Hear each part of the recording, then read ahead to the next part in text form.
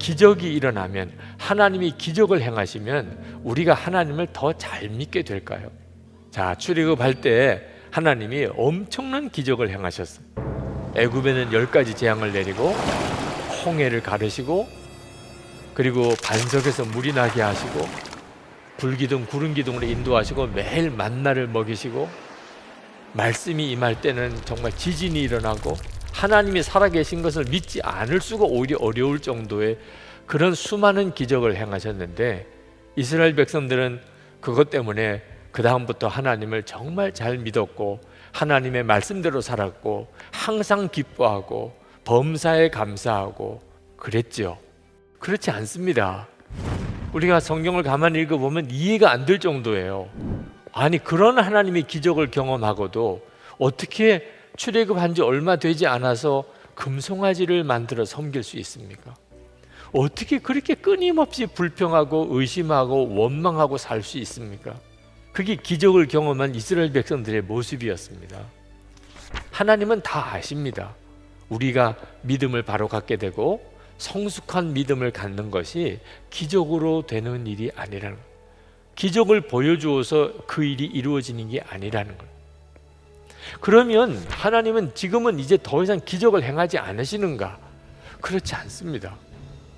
우리가 기적을 구하기보다 지금 일어나고 있는 기적을 보는 눈이 열리게 해달라고 기도하는 게 더 옳습니다. 지금은 하나님이 너무나 많은 기적을 행하고 계시기 때문에 그렇습니다. 우리의 매일매일의 일상이 사실은 하나님의 기적입니다. 박완서 작가가 일상의 기적이라는 시를 썼습니다. 덜컥 탈이 났다.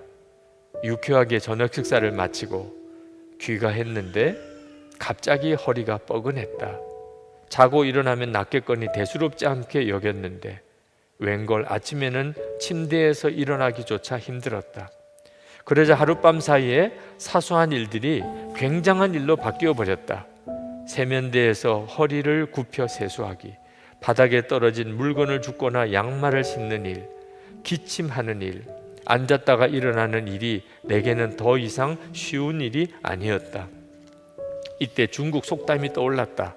기적은 하늘을 날거나 바다 위를 걷는 것이 아니라 땅에서 걸어 다니는 것이다. 얼마 전에는 젊은 날에 윗분으로 모셨던 분의 병문안을 다녀왔다. 몇 년에 걸쳐 점점 건강이 나빠져 이젠 그분이 자기 힘으로 할 수 있는 것은 눈을 깜빡이는 정도에 불과했다.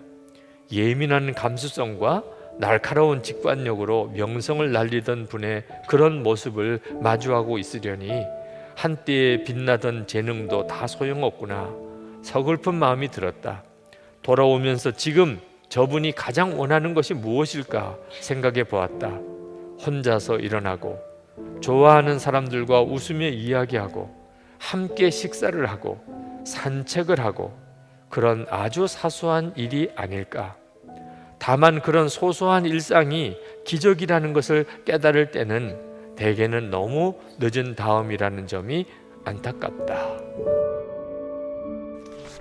여러분, 우리는 정말 기적 가운데 살고 있습니다. 어떤 사람이 보기에는 내가 아주 평범하고 일상적인 그런 생활을 하는 것 같아 보이는 이 모든 것이 다 기적입니다.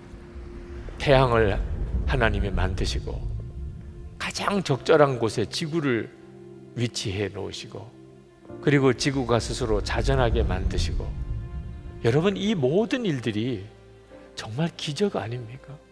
바다가 갈라지고 요단강이 갈라지고 산과 들이 지진이 일어나고 요동하는 것도 우리가 보기에는 기적 같지만 지금 우리가 이 지구 한가운데 살고 있다는 것 자체가 정말 믿어지지 않는 기적 중에 우리가 살고 있는 거죠.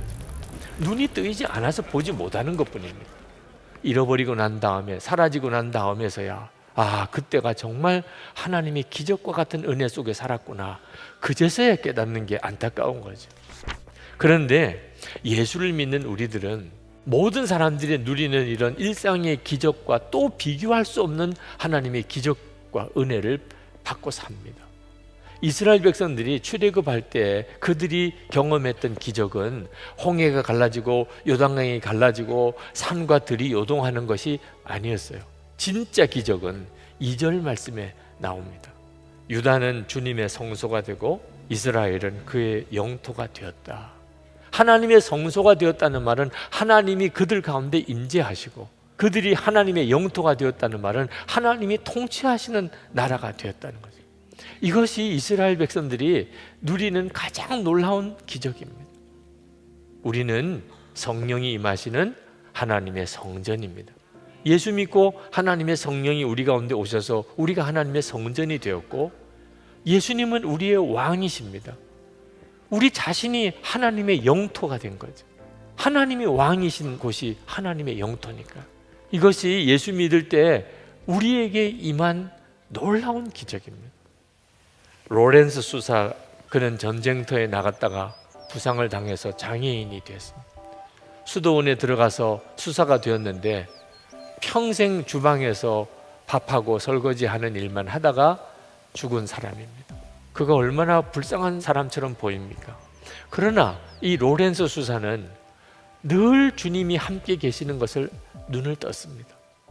그러고 난 다음에 그는 주방에서 설거지하고 밥하고 청소하는 것이 너무나 행복했습니다. 왜? 주님과 함께 하는 것이기 때문에.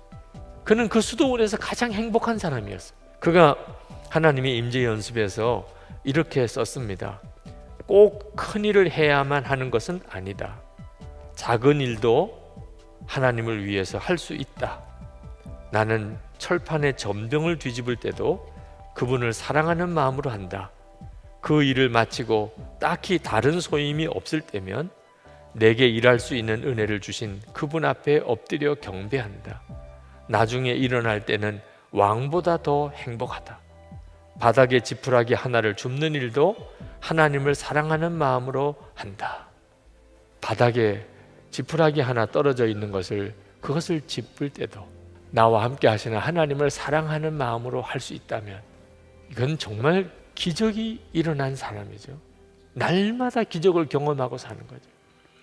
우리가 24시간 주님을 바라볼 수 있는 것도 그런 기적적인 은혜를 받았기 때문입니다. 24시간 주님을 바라보면서 하나님은 제 안에 말할 수 없는 행복의 눈을 열어주셨습니다. 그 이전에는 경험해 보지 못한 것이었습니다.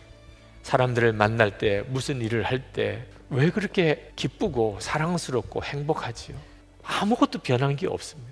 주님을 바라보는 눈이 뜨였다는 거 하나밖에 없어요. 그리고 모든 것이 바꿔지기 시작합니다. 우리가 내가 누리고 있는 이 구원의 은혜가 하나님의 기적인 것을, 그걸 내가 날마다 지금도 누리고 있음을 알게 되는 순간에 내 삶 전체는 뒤집어지기 시작합니다. 여러분도 그런 하나님의 놀라운 기적 가운데 살고 싶으시죠? 오늘 하나님 저에게 허락하신 하나님의 기적을 알게 해 주옵소서. 그러면 성령께서 생각나게 하십니다. 이것이 내가 너에게 허락한 기적이야. 이것이 내 삶 속에 일어나고 있는 기적이야.